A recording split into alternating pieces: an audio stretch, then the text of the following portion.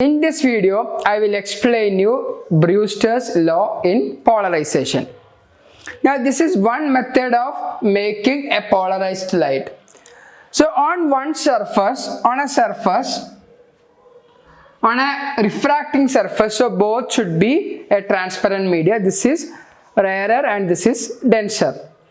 Now, on a refractive surface, when we allow the light to fall, what will happen?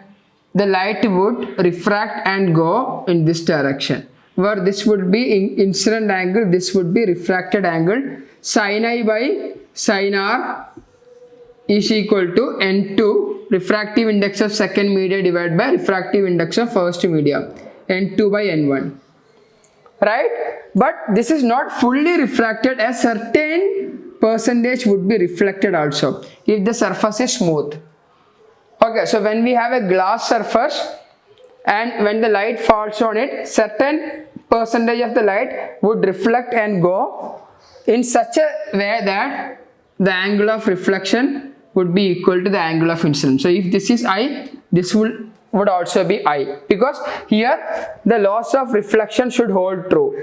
Angle of incidence is equal to angle of reflection. So certain percentage would be reflected and a major percentage would be refracted.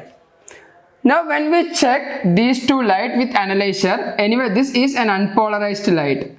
Unpolarized. So unpolarized light would be marked in this way, up and down with a dot at the center. Now when I have checked this reflected light, we have seen that this is polarized, but this is not fully polarized. So see, we have three unpolarized light over here, and 1, 2, 3. Yeah, okay. Out of 5 radiations, see 1, 2, 3, 4, 5. This was 5 input radiation, 5 input photon or light radiations. But out of that, 1 is not polarized. But one is polarized, so this is polarized, and one more polarized, this is unpolarized, and this is again unpolarized. So the total polarized light is 2 among 5. So what is percentage? This would be 20. So 40% is polarized now.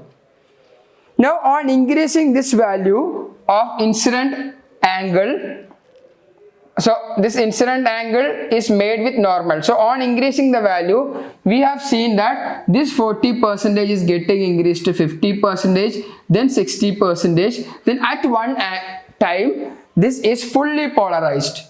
I will draw it here. So we have an unpolarized light, 1, 2, 3, 4, and 5. Now out of this 5 incoming radiations, here it is fully polarized. 5 is being polarized, or I can say that the polarization is by 100%. Okay. So this won't happen at all the stages. At certain stages, this is polarized but not fully polarized, partially polarized. So the reflected light is always partially polarized, but at certain angle, the reflected light is fully polarized. And we also have seen one more thing, that at this stage the angle in between reflected light and refracted light is 90 degree. Once again I'll repeat. On increasing the angle of incidence, at some point we have seen that a reflected ray is fully polarized. This angle is called as Brewster's angle. What is Brewster's angle? The incident angle for which reflected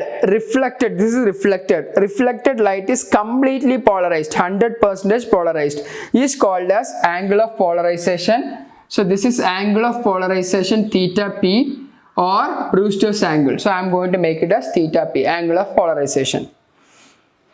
Okay, now at angle of polarization, this is fully polarized. And one more property we have seen with experiment, that these two light rays is making an angle of 90 degree. This is refracted light ray, reflected light ray, this is reflected light ray, and this is refracted light ray. So reflected and refracted light ray makes an angle of 90 degree in between. Okay. Now here apply the principle, that is sin I by sin R. So what is sin I by sin R? This is the angle of incidence. If this is I, this would also be I. But this angle is theta p. What is theta p? Theta p is angle of polarization or Brewster's angle. So if this is theta p, this would also be theta p. The reason is law of reflection. Now if this is theta p and if this is 90 degree, the whole thing have to be 180. So out of 180, 90 is already taken. So these two sums up 90 degree. I'll repeat the whole thing, this plus this 180. Out of that, this is 90. So this 2 would be 90 degree. If this is theta, this would be 90 minus theta p. Or you can do 180 minus of theta p minus, plus 90. So this would be 180 minus theta minus 90. This would be 90 minus theta. Okay, this angle. So here in this law, sin I by sin R, sin I is nothing but sin of theta p. That is theta p is nothing but angle of polarization. What is sin R? R we have got 90 minus theta p. So R is nothing but the angle refracted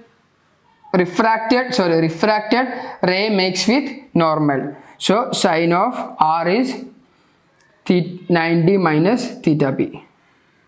This is equal to N2 by N1. So sin theta p divided by sin of, what is 90 minus theta? Sin 90 minus theta is cos theta. So this would be cos theta p. So sin theta by cos theta is tan theta p.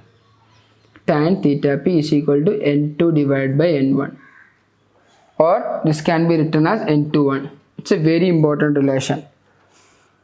So this is tan theta p. So what we got here? We got to know that tan of theta p is equal to refractive index N2 by N1, N21. This is Brewster's angle. So tan of Brewster's angle is equal to refractive index of the medium, refractive N2 divided by N1. Okay, refractive index of denser media divided by refractive index of rarer media. Okay, so this is very important relation. As per Brewster's law, tan of angle of polarization or tan of Brewster's angle is equal to refractive index of that medium. Okay. Hope this is clear with you. Thank you.